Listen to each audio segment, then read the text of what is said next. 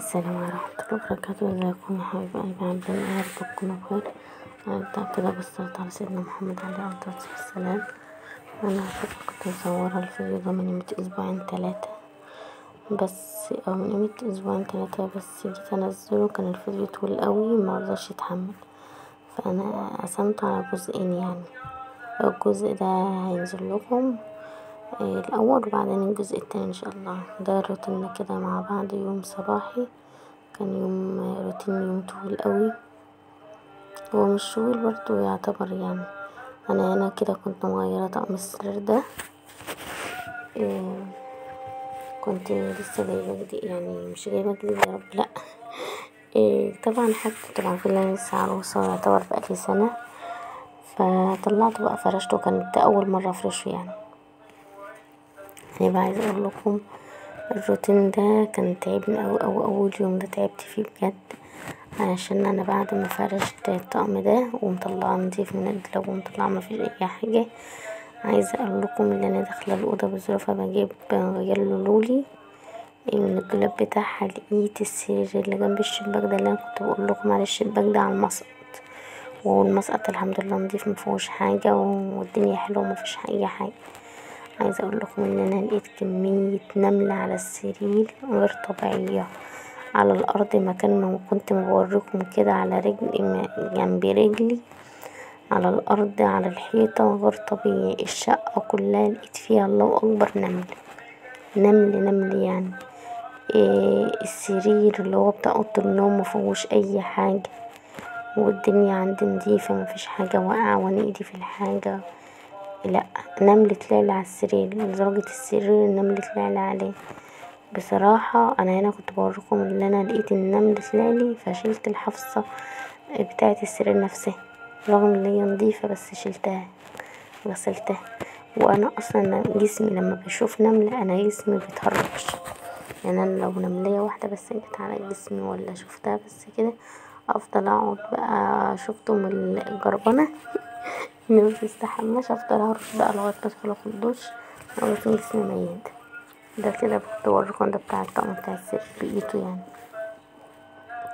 انا هنا طبعا كنت غسلت بقى لميت زي ما قلت لكم كده دوت وتقوم غسلت بقى طقم الاطفال اللي انا كنت فرشاه اللي هو قبل الطقم اللي انا فرشه، وغسلت الحافظة بتاعة السرير والحافظة اللي انا بفرشها على الارض، وغسلت الملايات. انا لميت رغم ان الحاجة عندي نضيفة، بس لميته وبقيت اغسل من النمل، علشان انتم عارفين ان انا بنتي دلوقتي ما شاء الله معدتش بتقعد على السرير دلوقتي، بيسيبها على الارض بفرش لها يعني وبنيمها على الارض عشان متقعش وكده تاخد راحتها يعني. منها ما شاء الله بتتقلب وكده ويوم عن يوم بتكبر، بخاف اسيبها على السرير عشان وقعت كم مرة من على الكنبة، يعني كنت بحطها على الكنبة مثلا بنيمها بفرش لها على الكنبة وانيمها، فكم مرة يعني اتقلبت وقعت، فمعدتش بقى بعمل كده، بفرش لها بقى الحافظة والفرشة بتاعتها وبنيمها بقى على الكنبة. انا هنا طبعا كنت غاسلة وكنت حاطة مقلب في الغسالة كده كنت بوريهولكم، وكنت في الاول انتم شايفين طبعا الفيديو اهوت مكانش فيه حاجة عندي في الحوض اللي يعتبر يعني مفيش حاجة. الفرشة دي بقى يا جماعة بتاعت غسيل الببرونة، تحفة تحفة والله العظيم، تحفة تحفة تحفة. بغسل بها الببرونة، كان اللبن بيكلكع، النوع اللبن اللي انا بجيبه اللارين بيكلكع فيه كلكيعة كده بيعمل كلاكيع، فبتبقى في قلب الببرونة نفسها ما بتنشلش حتى لو مية. فاني بقى جبت الفرشة ديت ب40 جنيه من الصيدلية، بنضف فيها فرشة صغننة للبتاع اللي هي البلاستيك اللي بتشفط بيها دي، مش عارفة اسمها إيه نسيت. المهم يعني وفرشة كبيرة للإزاز. انا هنا طبعا كنت بقول لكم ان الكلاب مش منفض لسه هنفضه رغم ان انا برضو ايدي في الحاج. وهنا طبعا كنت حاطه حاجات في قلب البلكونه، كنت نشرة يعني بقول لكم ان انا شلت ونشرت وكنست الشقة ومسحتها، كان يوم تعب ليا اوي والله العظيم، بس هعمل ايه. شلت السجاد كله رغم ان الدنيا عندي نضيفة وانا ما بسيبش حاجة والسجاد عندي نضيف، يعني برضو ملحقش اللي هو يتوسخ يعتبر لسه يعني. يعتبر اللي بيتوسخوا عندي من السجاد مشاية المطبخ والمشاية اللي قدام الحمام انتوا شايفينها دي، غير كده مفيش. دي انا بغلي الببرونة كده، بغليها في الصاج. الطقم ده يعتبر اني بستعمله لغلي الببرونة فيه وسلق البيض، بس مش في الحلة دي يعني، لا في الطقم عامة كله، في غسيل البيض، سلق البيض وسلق البطاطس.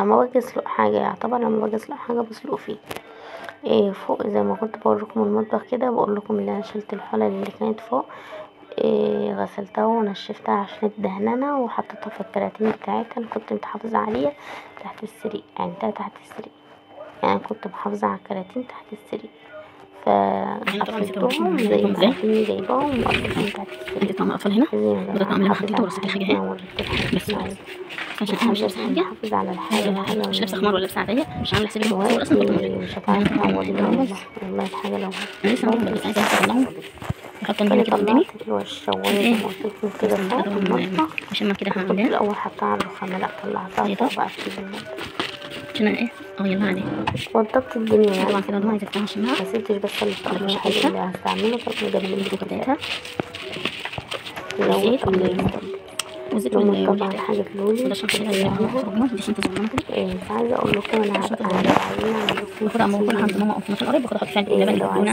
الميه، الترمس اللي حطيت الميه، الكومباس كده على قد بس كده. اما لما بكون طالعه بره خارجه باخد شنطه كامله.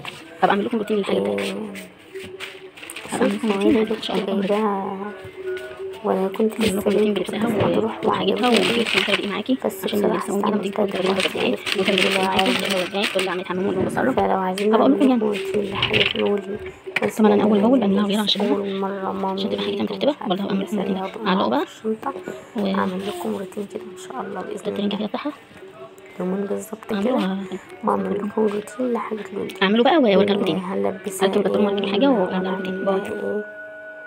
انا كده كنت بعمل لها حاجه مش معاها، اوريكم الروتين بتاعها تلبس ايه وما تلبس ايه، يعني ايه مثلا لو في الصيف تلبس ايه ولو انتي خارجه مثلا رايحه مشوار بعيد ايه اللي تاخدي في الشنطه الكبيره وايه اللي ما تاخدوش، ولو انت رايحه مشوار بسيط مثلا، يعني مشوار مثلا قريب مثلا ورايحه وهتيجي على طول تاخدي ايه معاكي، خصوصا لو هي بترضع لبن صناعي، حتى لو بترضع لبن صناعي تاخدي ايه معاكي، يعني لو بترضع لبن صناعي اكيد هتاخدي اللبن والترمس بتاعها اللبن والترمس وايه تاني والببرونة، ده اساس غير البامبس برضو.